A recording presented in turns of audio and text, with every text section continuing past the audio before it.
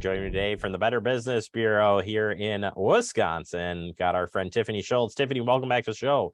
How are you Thanks for doing having today? me. Thanks for having me.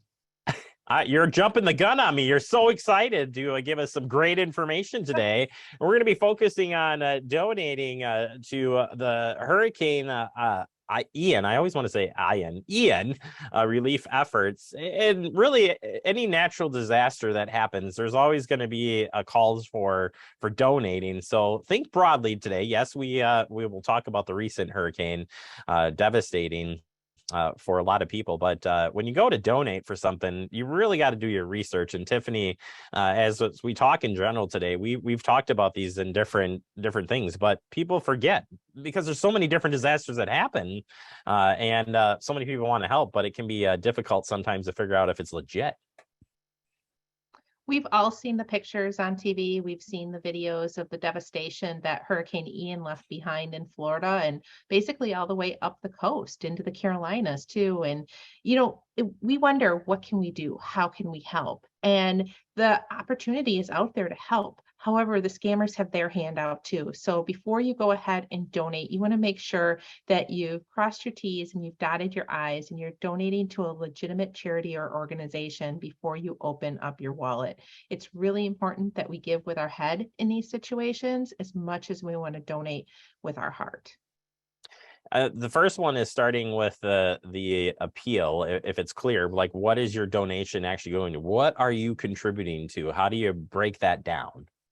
You want to find out exactly what your donation is going to support, and legitimate charities will make the appeal very clear. Is it going to temporary housing? Is it going to food, water, shelter? You want to know what your donation is going towards. And if an organization tells you 100% of your donation, oh, go ahead and support the charity, the boots on the ground labor, that may be true, but keep in mind that any type of charity, any type of organization is always going to have overhead expenses. They're always going to have out-of-pocket costs for themselves to be able to do that charity work. So for somebody to tell you that 100% of your donation is going to go to help, you want to clarify that. And that should be a question that you can ask them too when you go ahead and donate.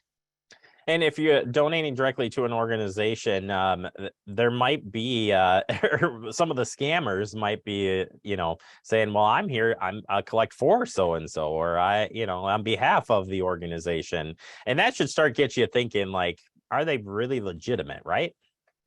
Scammers love to do that. They like to make up names just like legitimate organizations, and maybe it's a little bit off, or maybe they're saying that they're collecting donations on behalf of such organization.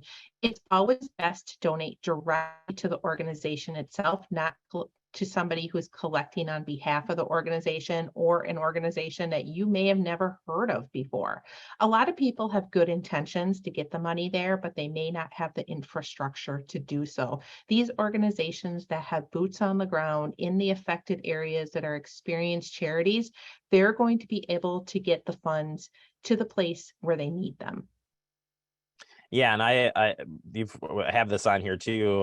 The presence in the impacted area. There's a lot, and especially I would think with the hurricane relief, there's going to be direct places within the especially hurricane impacted areas that have specialty items that they need instantly, where those funds could probably be pushed through right away. And again, you know the legitimacy of it because they're right there on site versus picking up a national one, not knocking a national one like the Red Cross might be a great safe way because they have direct people in the areas across the United States, and they can come together. But definitely knowing that ahead can be useful in your decision making. Experienced charities do this all around the world. They're experienced in disaster response. They know exactly what needs to happen.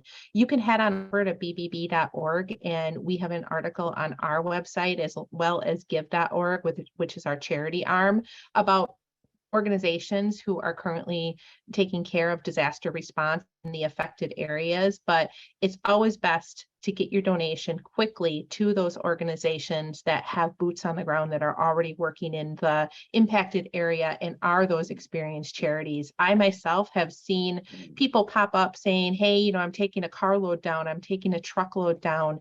And, those are opportunities that we can give to, but how do you know that they have the experience to get those donations down there, to get the money to the right place? These experienced organizations are already there doing so.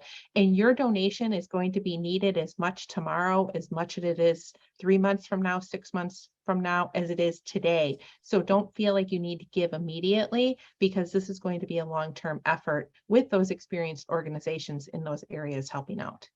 Yeah, great advice there, certainly, Tiffany. A lot of people have turned to crowdfunding or GoFundMe accounts or things like that. What would you say to beware of if you are thinking of going to use one of these to donate for a cause? Crowdfunding is a great way to raise money for those affected. And if you personally know somebody and you trust them and they're in the affected area and have been affected by this, it's great to go right to their page and donate. But you want to make sure that you have the right page, because scammers do take advantage of the opportunity, and they go ahead and they create a page that looks just like your friend's page, and you're none the wiser. You're like, oh, this is my friend's page. They steal the photos, they steal the copy from it, and it looks like it has donations. So your friend in the affected area or whoever is managing the page should be able to send you the correct link to go ahead and donate. Now, some of these crowdfunding sites do go ahead and vet real fundraisers. That's something that you can look for. But when you are donating via these pages, if you don't see the site being vetted or the page being vetted, it's best to read the policies and procedures of the site just to make sure that you're donating to the right place. You don't want to be donating to a scammer and your donation never gets to the person who really needs it. That would be quite the bummer if that were to happen when you're trying to do something good there for somebody. Paying with credit card and not debit card. Go ahead, just blow it open. It's always best to pay with a credit card, not a debit card, not another form of payment. It's really easy to share money via those peer-to-peer apps such as Venmo and Cash App. But your best protections is going to be with that credit card, whether you're donating directly to a charity or you're donating to a page such as GoFundMe on a crowdfunding site. Use that credit card. Don't use your debit card. Don't use any type of gift card, peer-to-peer payment app. That credit card is going to be your friend. Absolutely.